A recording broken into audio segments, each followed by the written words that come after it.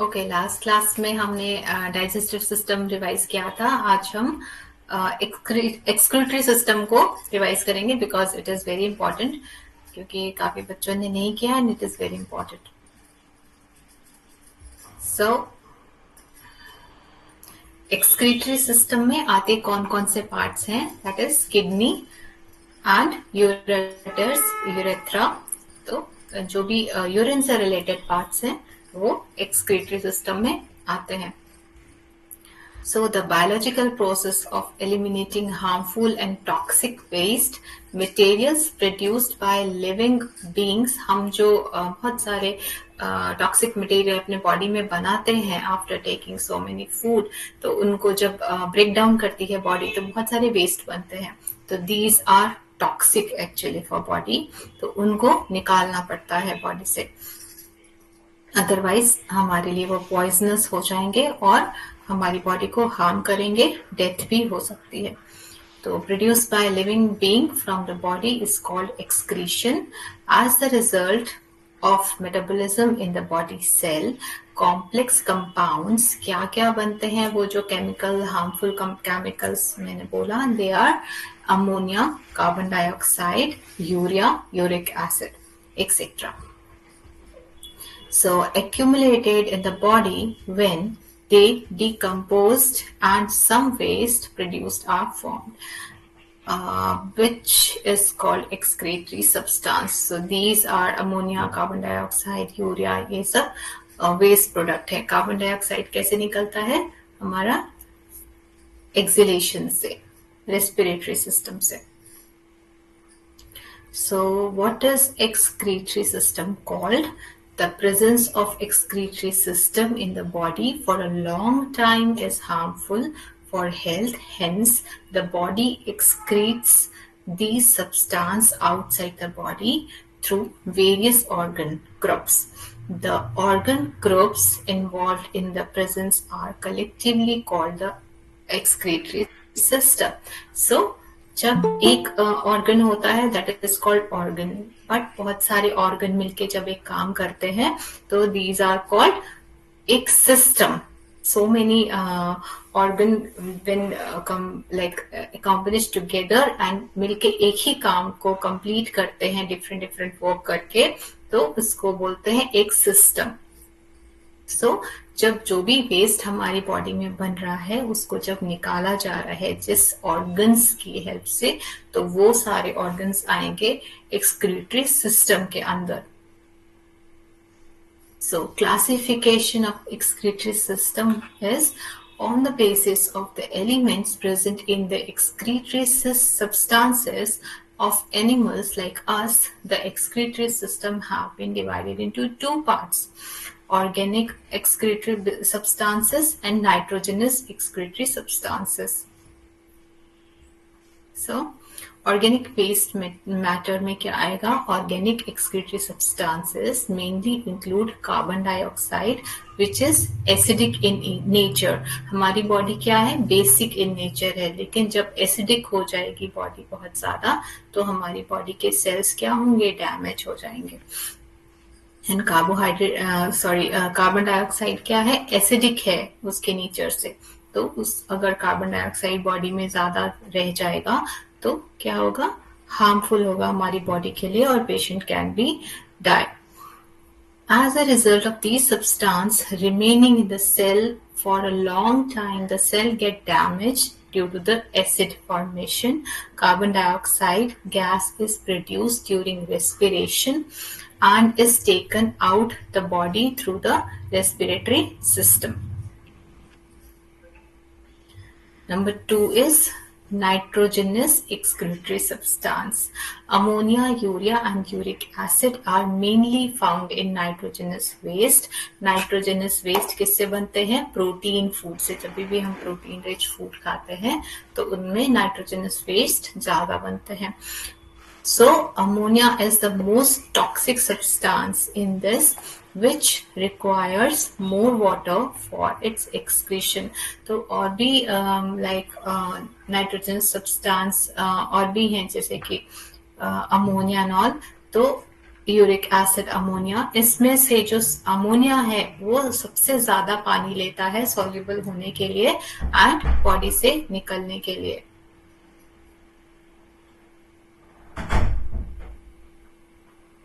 Whereas uric acid is relatively less toxic substance and less water is required for its excretion, but we need sufficient amount of water to excrete uric acid also. So जब भी किसी इंसान का uric acid बढ़ता है उस case में उनको पानी ज्यादा पीना है। अगर यूरिक एसिड किसी एक स्पेसिफिक बॉडी पार्ट में, मोस्टली वो लोअर बॉडी पार्ट में ही एक्यूमुलेट होता है ड्यू टू ग्रेविटेशन, तो नीचे फुट में कहीं स्वेलिंग हो जाती है, रेडनेस हो जाता है, छूने से वहां पे थोड़ा वार्म रहता है, तो अगर वैसा होता है तो उस बॉडी पार्ट को एलिवेट करना है बाकी बॉडी पार्ट से।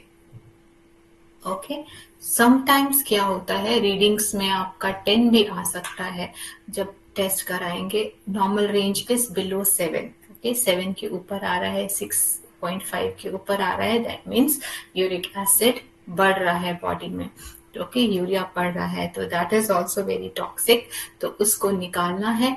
अगर ब्लड में घूम रहा है तो भी वो हार्म कर रहा है बॉडी को, ऐसा नहीं है कि वो जाके कहीं एक बॉडी पार्ट में एक्यूमुलेट होगा, स्वेलिंग होगा, तभी हमें उसके लिए अवेयर होना है, डॉक्टर के पास जाना है या पानी ज्यादा पीना है, ऐसा नहीं करना है। हमें रेगुलर बेसिस में तो पानी पीना ही है, लेकिन अगर ब्लड टेस्ट आपने कभी करवाया उसमें ज्यादा आ रहा है तो ये नहीं सोचना है कि मिस्टेक है टेस्ट की, और स्वेलिंग तो कहीं पे भी नहीं है हमारी बॉडी में होने से तो कहीं पे एक्यूमुलेट होता, जरूरी नहीं है कि जब आपका यूरिक एसिड बढ़ेगा तो वो कहीं बॉडी में स्वेलिंग ही कराएगा। ओके, वो ब्लड में। यस, हाँ मैम, कल मैंने किया टेस्ट यूरिक एसिड का तो मेरा 4 आ रहा है। That is normal. Okay, yes, so आप सफिशिएंट पानी पी रहे हैं और बॉडी में एक्यूमुलेशन नहीं हो रहा है यूरिक एसिड का, और वो यूरिन के थ्रू जा रहा है बाहर सफिशिएंट अमाउंट, 4 इज नॉर्मल। सो तो समटाइम्स दो केसेस हो सकते हैं। फर्स्ट केस इज ब्लड में है लेकिन वो कहीं पे दिख नहीं रहा, कहीं पे एक्यूमुलेट नहीं है, ठीक है, ब्लड टेस्ट में अगर आ रहा है तो ठीक है, तब वो ब्लड पूल में ही घूम रहा है एंड हमारे सेल्स को डैमेज कर रहा है, उस केस में भी किडनी को डैमेज कर रहा है। ओके, सेकेंड केस वो कहीं पे एक जगह जाके बैठ गया, it is kind of crystals, छोटे छोटे दाने, लाइक सॉल्ट्स के जैसे सॉल्ट होता है ना, वैसे ही यूरिक एसिड के भी क्रिस्टल्स होते हैं छोटे छोटे, जो कहीं पे वो इनसॉल्युबल, पानी में पूरी तरह से सॉल्युबल, ऐसा नहीं कि मिक्स हो गया तो एक बार प्रेसिपिटेट नहीं होगा, वो प्रेसिपिटेट हो सकता है, तो कहीं पे भी लोअर बॉडी पार्ट में, जनरली फुट में ऐसा होता है कि कहीं पे जाके जमा हो जाता है और वहां पे स्वेलिंग कर देता है, एंड उस टाइम में पेशेंट को चलना नहीं है, रेस्ट पोजीशन में रहना है, क्योंकि वो जो बोन है वहां की वो उसको काफी डैमेज कर सकता है अगर वो पेशेंट जरा सा भी एक्सर्शन करेगा तो फर्स्ट ऑफ ऑल अगर कहीं पे प्रेसिपिटेट हुआ है उसको, मान लीजिए ये मेरा फुट है और इस फुट में मेरा स्वेलिंग है, तो मुझे इसको अपनी बॉडी से ऊपर रखना है, कुछ भी पिलो लगा के इसको बाकी बॉडी से ऊपर रखने का कोशिश करना है मैक्सिमम टाइम के लिए, ताकि वो यहाँ से फ्लो होके ब्लड पूल में आए और यूरिन के थ्रू पास हो जाए। ओके, अगर वो प्रेसिपिटेट हो गया एक जगह तो यूरिन से निकलना मुश्किल होगा, तो उसको पहले ब्लड पूल में आना है तब वो निकलेगा। तो अगर आप मेडिसिन ले रहे हैं ठीक है, लेकिन मेडिसिन के साथ साथ ये भी करेंगे एंड वाटर इनटेक ज्यादा करेंगे तो इमीडिएट इफेक्ट आएगा और अच्छा रिजल्ट आएगा। एंड जिनको भी कभी भी यूरिक एसिड बढ़ता है उनको हमेशा ध्यान रखना चाहिए more than 3 litre water intake करना चाहिए। एंड अगर नॉन वेजिटेरियन है तो नॉन वेज उस टाइम के लिए एकदम स्टॉप करना है फॉर 1 मंथ, उसके बाद टेस्ट कराइए एंड टेस्ट में अगर नॉर्मल आता है तो नॉनवेज स्टार्ट कर सकते हैं, मगर उसकी फ्रीक्वेंसी जल्दी जल्दी नहीं होनी चाहिए, लाइक अगर पेशेंट आज खा रहा है तो आज रिपीट नहीं होना चाहिए, वो आफ्टर 2 days रिपीट कर सकते हैं उसको। एंड नॉनवेज ऐसा प्रोडक्ट है जिससे सबसे ज्यादा यूरिक एसिड बनता है, जो भी मसल प्रोडक्ट है।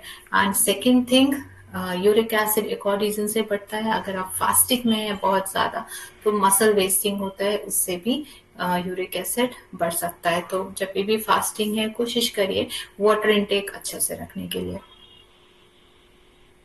सो अमोनिया इज वेरी हार्मफुल, ये ब्रेन को बहुत अफेक्ट करता है। यूरिक एसिड की हमने बात की तो ये डैमेज कर सकता है आपकी बोन को एंड किडनी को इफेक्ट करता है। जिनको बार बार होता है तो उनको पानी अच्छे से पीना चाहिए। एंड सेकंड, अगर हम बात करें अमोनिया की, दैट इज वेरी हार्मफुल, वो पेशेंट को कोमा में भी डाल सकता है। जनरली अमोनिया उतना नहीं दिखता है किसी में फ्रीक्वेंटली पड़ा हुआ, बट जिन पेशेंट में किडनी की प्रॉब्लम होती है उनमें ये बढ़ता है, लाइक जो सीकेडी पेशेंट्स हैं काफी टाइम से, या अचानक से डायबिटीज की वजह से हो गए हैं, तो उनमें अमोनिया बढ़ने के चांसेस होते हैं।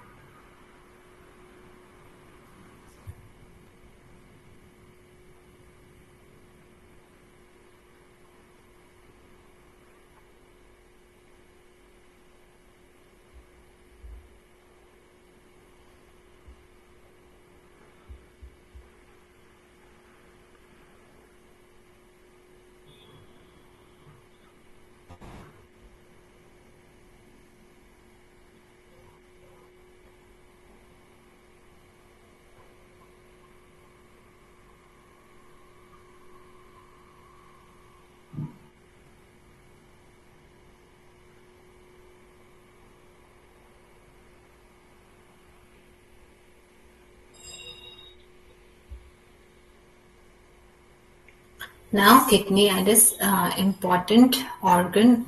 Kidney is an important organ of the human body. Kidney failure can cause serious illness or even death. Kidney transplantation भी होता है आज की डेट में, लेकिन उसको मैच करना बहुत ही मुश्किल है। It is appropriate to compare with a super computer because the structure of kidney is very strange and its function are extremely complex. They have two main function to remove harmful waste product and toxic waste.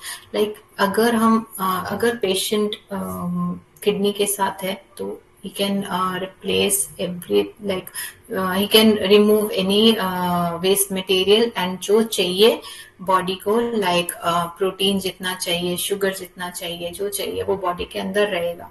लेकिन machine से जो dialysis पे रखा जाता है जिन patient को, उनका ऐसा नहीं है कि जितना किडनी अच्छे से फंक्शन कर सकता था उतना डायलिसिस कर पाएगा। नो, उन केसेस में कई ऐसे मिनरल्स भी हो जाते हैं जो निकल जाते हैं बॉडी को, जो बॉडी को चाहिए थी वो भी निकल जाते हैं, तो पेशेंट एनीमिक हो जाता है। तो किडनी को संभाल के रखना है एंड उसका ध्यान रखना है, प्रॉपर वाटर लेना है। And alcohol is harmful for kidney, क्योंकि फिल्ट्रेशन में बहुत टाइम लगता है अल्कोहल के लिए।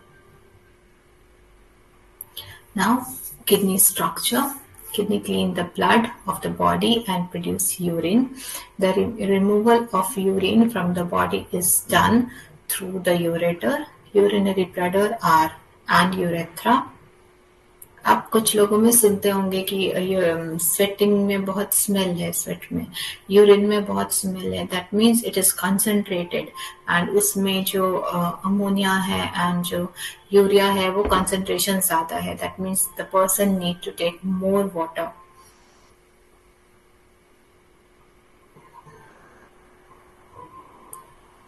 So both men and women normally have two kidneys in their body, but I had a experience, हमारे हॉस्पिटल के डॉक्टर हैं, उन्होंने शेयर किया था एक अल्ट्रासाउंड जिसमें पेशेंट की 3 किडनीज थी। तो मगर उसको कोई प्रॉब्लम नहीं हो रही थी किडनी की वजह से, वो किसी और रीजन से कंसल्ट कर रहा था फॉर यूरिनरी कुछ इशू था। उन्होंने यूरोलॉजिस्ट को कंसल्ट किया था। जब उनका अल्ट्रासाउंड करा गया तो देखा 3 किडनी थी, मगर उसको ऑपरेट नहीं किया गया, जैसा था वैसे ही रहने दिया। जो यूरिनरी ट्रैक्ट की जो इन्फेक्शन की प्रॉब्लम थी उसको ट्रीट किया गया। सो ऐसा मैम हमारे नॉन में उनको बस एक ही किडनी है, बाय बर्थ ही किडनी है, वो भी अभी उनको पता चला जब वो 45 ईयर्स के हैं। उनको कोई प्रॉब्लम हुई तो उन्होंने टेस्ट वगैरह करवाया तो पता चला एक ही किडनी। वो तो शॉक्ड रह गए, हाँ मैं एक किडनी पे जीऊंगा, कैसे करूंगा। फिर उसको हिम्मत दी, अभी तक तो जी रहे हो ना भाई, सब कुछ खा रहे थे, सब कुछ कर रहे थे, अब कैसी टेंशन लेना। लेकिन वो मतलब मैम 10-15 दिन में बिल्कुल शॉक्ड और बिल्कुल सुनसान जैसे हो गए, एकदम से क्या हो गया, एक ही किडनी है, लोग दो है, मेरे पास एक ही किडनी है। बहुत ज्यादा उनको ऐसे दिक्कत हुई है। उनकी बॉडी अब एक किडनी से अडेप्ट कर चुकी है, उसी से फिल्ट्रेशन सब कुछ कर रही होगी। साइज में भी कंपैरेटिवली एवरेज से थोड़ा ज्यादा हो सकता है उनका, क्योंकि साइज भी डिफरेंट होते हैं, अलग अलग पर्सन के थोड़े डिफरेंट होते हैं। एंड वो जो पर्सन की मैं बात कर रही हूँ, उनकी दो किडनी, एक किडनी नॉर्मल साइज की थी, एक किडनी छोट मतलब दो, एक किडनी नॉर्मल से थोड़ी छोटी थी और तीसरी जो किडनी थी वो काफी छोटी थी, तो वो उतनी ज्यादा फंक्शन नहीं कर पा रही थी। लेकिन वो जो तीसरी किडनी थी एंड सेकेंड एंड थर्ड दोनों एक ही यूरेटर से कनेक्टेड थी, तो फंक्शन तो तीनों ही कर रही थी, दैट इज गुड थिंग। तो वही उनको काफी हम लोग का अमेज लगा कि कितना अच्छा पेशेंट है, किसी की एक फंक्शनल नहीं होती है, इनकी तीन तीन किडनी है। So kidney are located in inner part, so यहाँ पे जैसे लिखा है 2 किडनीज होती हैं, it is average like general case. Kidneys are safely located instead inside the stomach, in the back part, in both sides of the spine, and on the ribs of the chest. And जो इंसान जो है, अगर बचपन से किसी की 2 kidney है, अगर एक रिमूव कर दी जाए तो भी वो एक किडनी से रह सकता है आराम से, एक किडनी भी सफिशिएंट काम करती है। मगर जिनकी किडनी खराब होती है तो उन केसेस में क्या होता है, दोनों ही किडनी इतनी ज्यादा इफेक्टेड हो जाती है, उसमें शुगर की वजह से, शुगर जाता है, उनके जो ग्लोमेरुलस होते हैं तो उसको इफेक्ट कर देती है, नेफ्रॉन्स को खराब कर देती है, जो अंदर में फिल्टर्स लगे होते हैं, छोटे छोटे मिलियंस ऑफ फिल्टर्स, उनको खराब कर देती है, इसीलिए काम नहीं कर पाते। लेकिन अगर इंसान की एक किडनी भी पूरी तरह से फंक्शनल हो तो इंसान एक प्रॉपर हेल्दी लाइफ जी सकता है।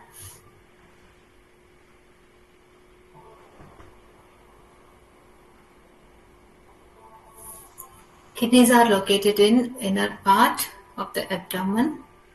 अगर पेन समझना है कि किडनी का पेन है या स्टमक पेन है, तो किडनी का जो पेन होता है जनरली वो बैक साइड से स्टार्ट होता है।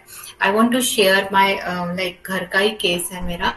मेरी डॉटर जब वो क्लास 3 में थी, she was joining new school, and वो वहाँ पे वॉशरूम जाना नहीं चाहती थी, and she controlled her urine for whole day. And जो स्कूल टाइमिंग था वो भी काफी ज्यादा था, because it was day boarding, so वो 7:30 से 4 o'clock तक she don't go to washroom.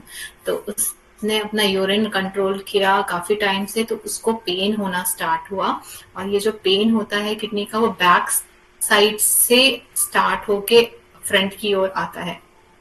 फिर उसका अल्ट्रासाउंड कराया गया, तो बहुत अच्छे डॉक्टर्स थे मेरे सर्कल में, तो उन्होंने बहुत इजीली डायग्नोज कर दिया। नहीं तो कई बार कंफ्यूजन होता है कि ब्लैक स्पॉट है, वो कहीं स्टोन तो नहीं है, लेकिन बहुत इजीली डॉक्टर ने डायग्नोज कर दिया कि ये जस्ट इन्फेक्शन है, एंड 5 days की मेडिसिन खा के उसका प्रॉपरली ट्रीट हो गया, एंड अभी वो समझदार हो चुकी है, एंड तब से वार्न किया गया उसको कि वॉशरूम तो जाना है। स्कूल में भी कंप्लेन की गई काफी, तो अभी she is very good and very healthy. तो कुछ दिन की प्रॉब्लम हुई, उसको अचानक अचानक पेन होता था, क्योंकि किडनी का पेन काफी ज्यादा सीवियर होता है। सो आई एम ब्लेस्ड कि मेरे सर्कल में अच्छे डॉक्टर्स थे एंड कुछ मिसगाइड नहीं हुआ। सो यूरिन को एंड स्टूल को कभी भी कंट्रोल नहीं करना है, जितना अर्ली पॉसिबल हो उसको पास आउट करना है।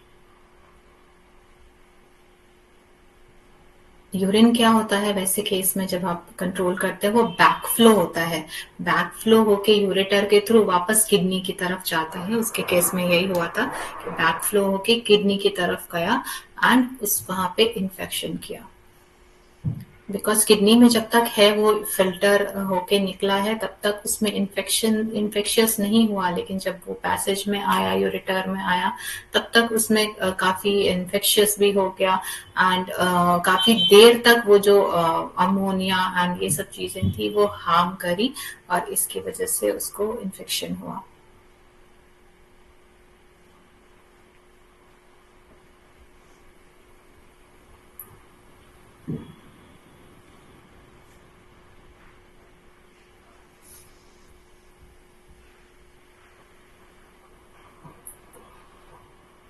Now my daughter is in class 10. She is very healthy. She has optimum body weight. तो कोशिश करिए आपने फैमिली को एक अच्छी डाइट से हेल्दी बॉडी वेट मेंटेन करना है.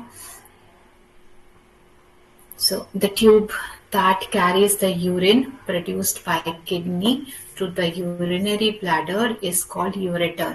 दो ऐसे किडनीज होती हैं, उसमें से जो ऐसे पाइप आती हैं जिसको बोलते हैं यूरेटर. वो यूरेटर कनेक्ट करती है यूरेथ्रा से, जिससे कि पास आउट होता है urine. It is generally 25 centimetre long. जो आपका स्केल होता है छोटे बच्चों का, that is 30 centimetre, 15 and 30 centimetre. तो उतना 25 सेंटीमीटर से आप अंदाजा लगा लीजिए कि कितना बड़ा होता है यूरेटर. एंड काफी थिन होता है. कई बार किन्हीं को स्टोन रहता है किडनीज में, तो उसको बोलते हैं पानी पियो ज्यादा तो निकल जाएगा. तो कई बार वो नहीं निकलता, अटक जाता है यूरेटर्स में, क्योंकि उसकी जो थिननेस है वो बहुत पतली है. उसकी जो लाइक सरकमफ्रेंस कहेंगे तो वो बहुत कम है. तो उसमें अगर उसका जो शेप है, अगर ये सर्कुलर हुआ तब तो इजीली निकल जाता है. मगर कई बार स्टार शेप एंड जिसका शेप डिफाइन नहीं है, कुछ भी अजीब सा शेप है, तो वहां पे पॉइंट्स होते हैं और वो जाके अटक जाता है. तो फिर वो काफी सीवियर पेन करता है पेशेंट को. लेकिन उस केस में सबसे इजी मेथड यही है कि पानी आपको ज्यादा पीना है एंड कैल्शियम वाली चीजें जो हैं वो अभी के लिए स्टॉप करनी है खाने के लिए.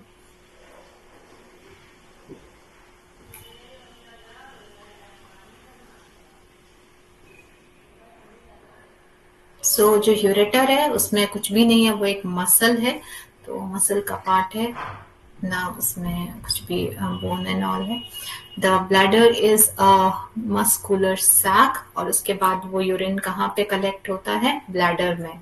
किडनीज क्या करती हैं? फिल्टर करती हैं वाटर में मिक्स करके, जो भी वेस्ट प्रोडक्ट है वाटर के साथ मिक्स करके उसको निकालती हैं यूरेटर्स के थ्रू. और फिर वो यूरेटर्स के थ्रू पास होके जाता है ब्लैडर में. ब्लैडर में कलेक्ट होता है.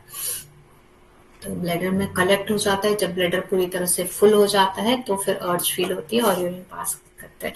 कुछ लोग को बार बार जाने का होता है, ब्लैडर फुल नहीं हुआ, यूरिन थोड़ा सा ही हो रहा है एंड बार बार जाना पड़ रहा है. उस केस में क्या होता है, या तो इसको पेशेंट को इन्फेक्शन हो सकती है, या तो जो यूरेथ्रा है वो अच्छी तरह से फंक्शन नहीं कर रहा, वो खराब हो चुका है. जनरली ओल्ड एज में ऐसा होता है कि यूरेथ्रा प्रॉपरली फंक्शन नहीं करता है और बार बार पेशेंट यूरिन के लिए जाता है. एंड कई बार ये भी होता है यूरेटर में भी प्रॉब्लम होती है, तो फिर उसमें एक पाइप जैसा वायर जैसा डाल के, स्टेंट बोलते हैं उसको, तो स्टेंट डाल के उसको सीधा किया जाता है. जनरली ये प्रॉब्लम होती है क्यों? अगर लोग जो टॉयलेट जाते हैं यूरिन, आजकल मोस्टली यूरोपियन टॉयलेट्स हैं, राइट. फीमेल के केस में मैं बताऊंगी. यूरोपियन टॉयलेट्स हैं, तो लेग क्लोज करके अगर यूरिन पास कर रहे हैं तो जो ब्लड यूरेटर है वो पूरी तरह से ओपन नहीं हो पाता है. इसका जो पैसेज में जो भी पार्टिकल्स है उसके साथ mix,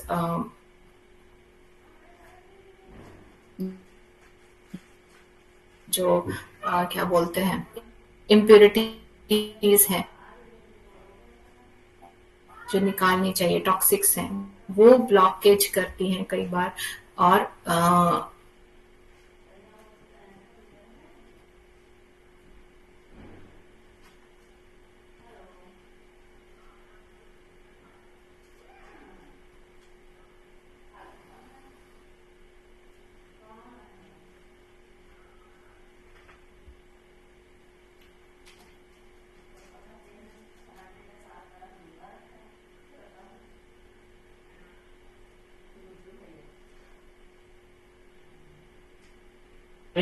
close to the capacity, the person feels a strong urge to urinate.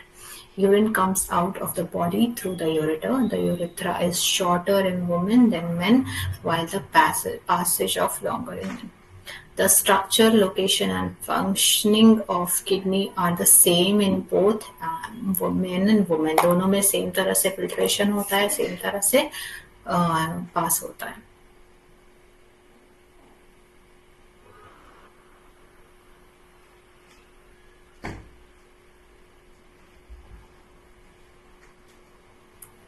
What is the main importance of kidney? The type of quantity of food taken by every person keeps changing every day. Due to variety of diet, there is continuous change in the amount of water, acidic and alkaline substance in the body. During digestion of food, many unnecessary substances are produced in the body.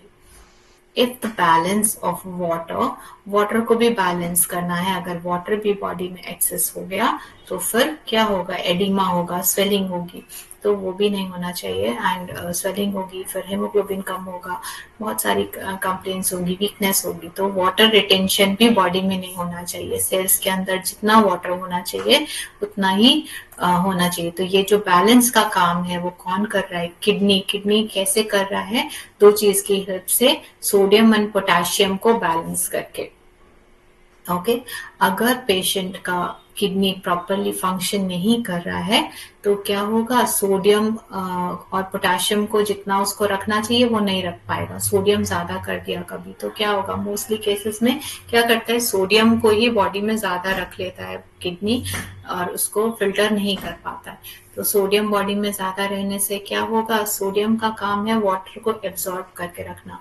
तो ज्यादा sodium होने से जो सारे sales हैं छोटे छोटे, उनके बीच में स्पेसेस है, तो वहां स्पेसेस में फ्लूइड होता है, तो फ्लूइड में वहां पे ज्यादा फ्लूइड जमा हो जाएगा due to sodium.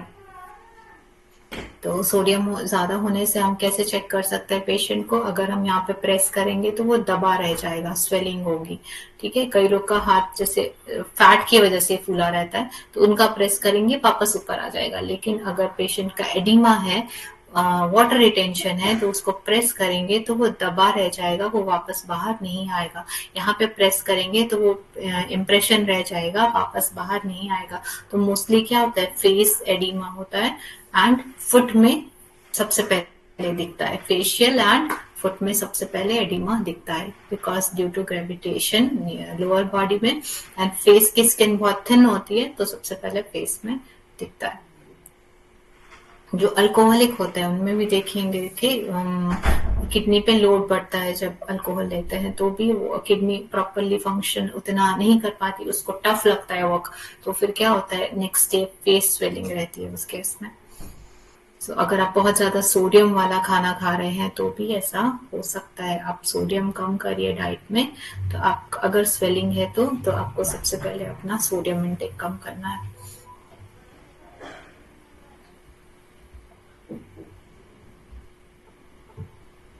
And sodium, kidney अगर हेल्दी है तो आपको वाटर नहीं कम करना है, वाटर रिटेंशन में आपको सोडियम कम करना है. लेकिन अगर किडनी इफेक्टेड है तो डाइटिशियन की हेल्प से, डॉक्टर की हेल्प से आपको वाटर बताया जाएगा कितना लेना है एंड उतना ही वाटर लेना होता है. वाटर कम इसलिए किया जाता है क्योंकि ज्यादा यूरिन फिल्ट्रेशन ना करना पड़े, किडनी पे लोड ना बढ़े. तो इसके लिए वाटर का रिस्ट्रिक्शन रहता है. 1.5 लीटर उतना भी देना जरूरी है क्योंकि टॉक्सिक सब्सटेंस भी निकाल रहे हैं, लेकिन बहुत ज्यादा भी नहीं दिया जाता है.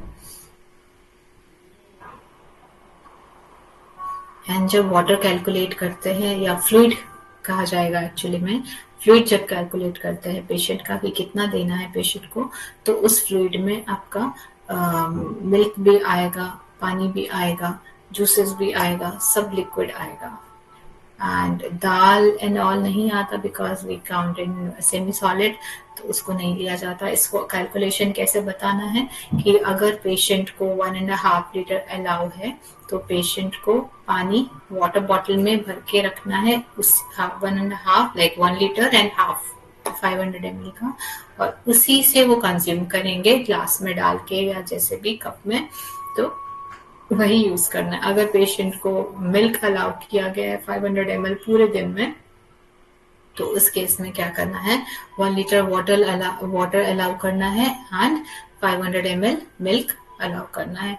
मोस्टली मैं जो करती हूँ, मैं मिल्क जरूर देती हूँ because it is first class protein, and vegetarian patient के केस में तो देना होता है, तो मिल्क का पोर्शन 500 ml जितना रखती हूँ एंड वाटर बाकी का रहता है. T and coffee mostly kidney के केसेस में पेशेंट को कम्प्लीटली रिस्ट्रिक्ट करना चाहिए.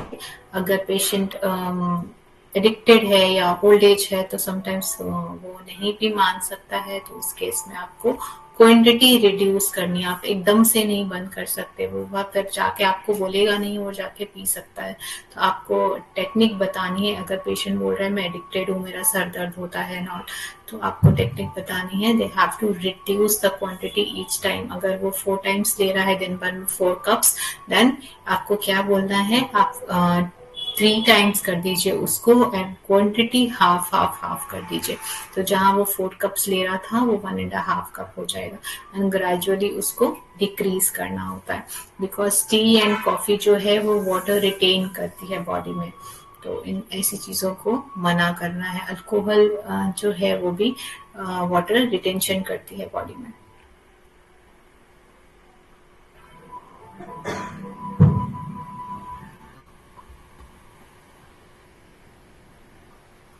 So kidney balance the water in body, acid. Kidney balances the acid in body, acid and alkaline, and other chemical and substances. तो इनको ये balance करती है, सोडियम पोटेशियम को. Excreted inside the body get disturbed or increased.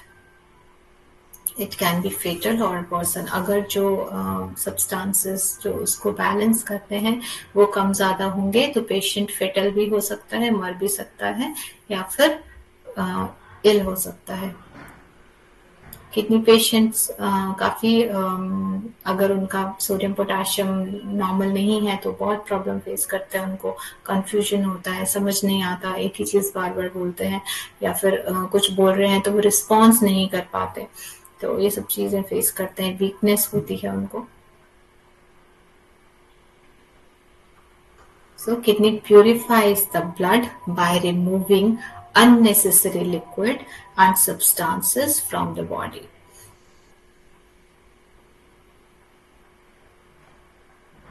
The body through urine and maintains the proper quality of alkali and acid in the blood by balancing in the body. In this way, the kidney keeps the body clean and healthy.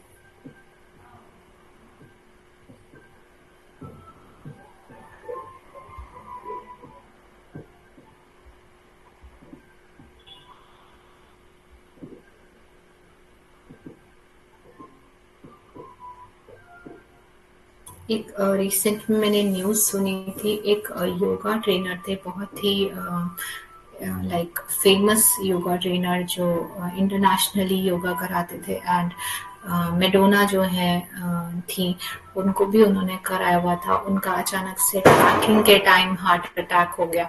तो I want to से on that कि अगर diet yoga करे अच्छी बात है, बहुत ज़रूरी है. उसके साथ साथ डाइट में ध्यान देना है कि फैट्स ज़्यादा नहीं हो, एंड फैट्स ऐसे फैट्स हों जो इजीली ब्रेक डाउन हो. लाइक प्रोसेस्ड फैट्स जितने कम हो डाइट में उतना ज़रूरी है. एंड जब भी आप ट्रैकिंग कर रहे हैं एंड एक्सरसाइज कर रहे हैं तो आपकी बहुत ज़्यादा सांस फूलने मत दीजिए. अगर सांस फूल रही है you have to pause for some times.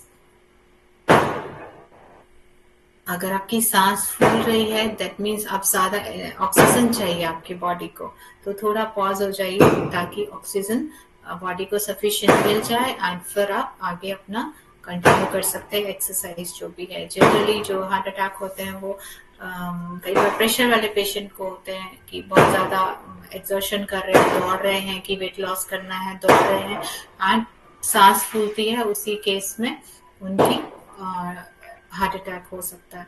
तो जब भी आप वॉकिंग स्टार्ट कर रहे हैं या पहले से कर रहे हैं, अचानक से स्पीड नहीं बढ़ानी है. जो भी प्रेशर वाले पेशेंट है उनको मेंशन करना है कि आप इतनी स्पीड में चलिए कि आपकी सांस नहीं फूले. ठीक है, ग्रेजुअली स्पीड को बढ़ाना है.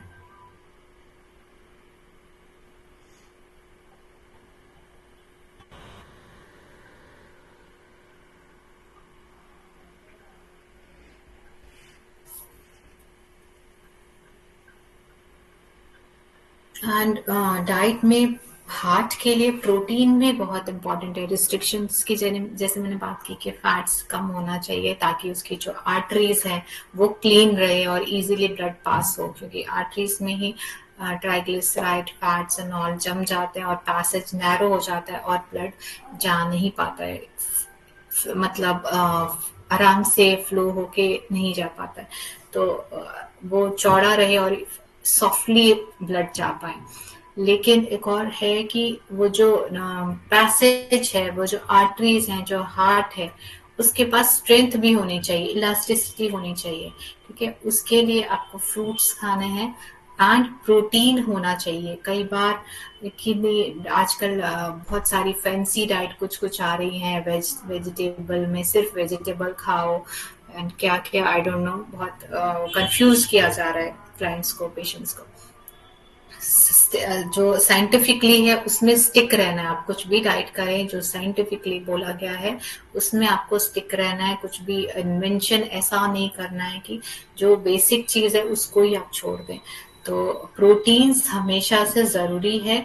जो हार्ट है वो एक मसल है, हार्ट के मसल के लिए, हार्ट के सेल्स के लिए प्रोटीन लगता है एंड प्रोटीन जितनी रिक्वायरमेंट है पेशेंट को उतनी खानी चाहिए। ठीक है, कई बार किसी किसी डाइट में सिर्फ वेजिटेबल खा रहे हैं, प्रोटीन की बात ही नहीं करते हैं।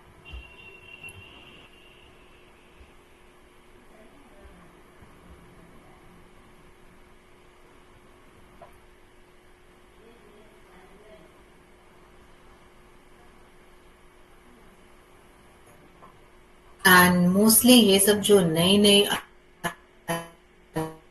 अलग अलग डाइट बताते हैं, they are not qualified dietitian, पता नहीं क्या, और पेशेंट को मिसगाइड करते हैं। यूट्यूब में वीडियोस डाल देते हैं कि सिर्फ ये खाओ, मिट्टी का पका हुआ खाओ, सिर्फ पत्ते खाओ। ऐसा नहीं होता है। You have to eat every group of the your balance diet.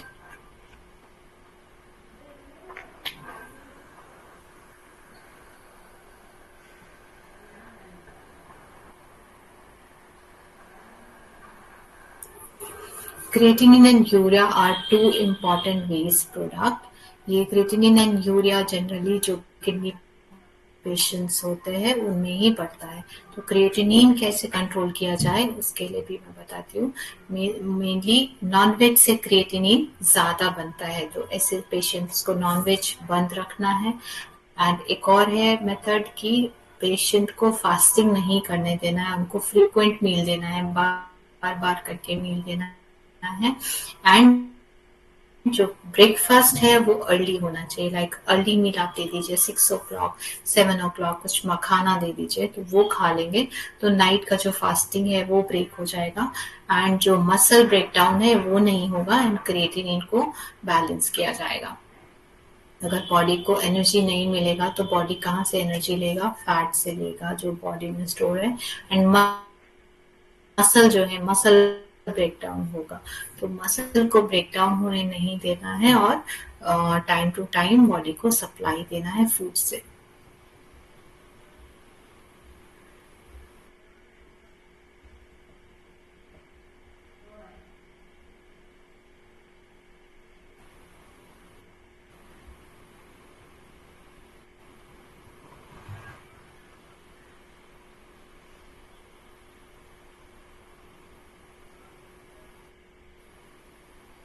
तो किडनी वाटर बैलेंस करता है, water through urine while maintaining the रखता है। and 70% body is made from water. When the kidney fail, they lost the ability to remove this excess water from the body, causing swelling in the body due to accumulation of excess water in the body.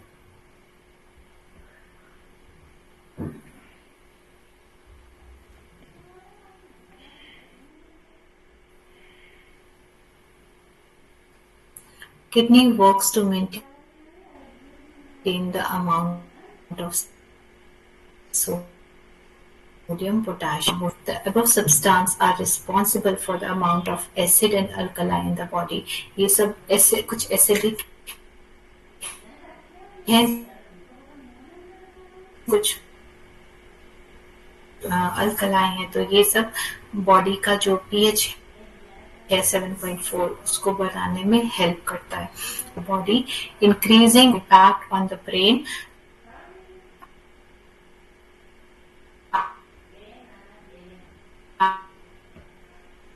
and increasing or decreasing the amount of potassium can have a serious impact on the heart and nerve activities. Heart होगा, volume litre होनी चाहिए थी, वो 5.5 हो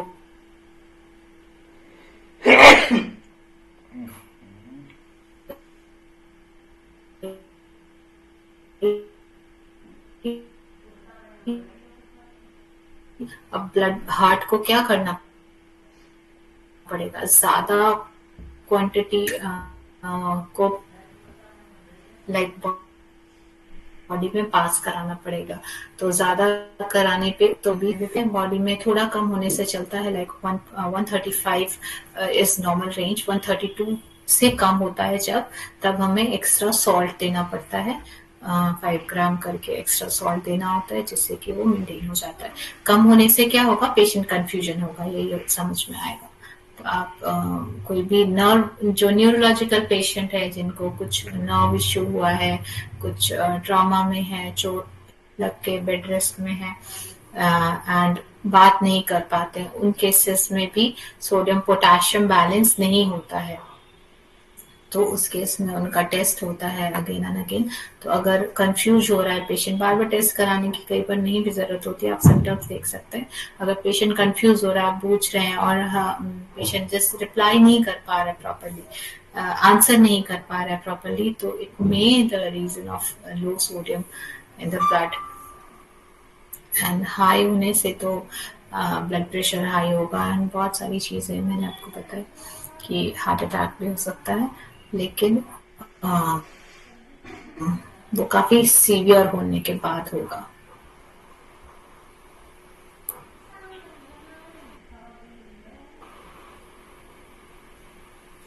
Adequate intake of calcium and phosphorus and keeping their level normal is essential for healthy bone and healthy teeth in our body. तो ये सब भी फिल्ट्रेशन में फिल्टर होता है.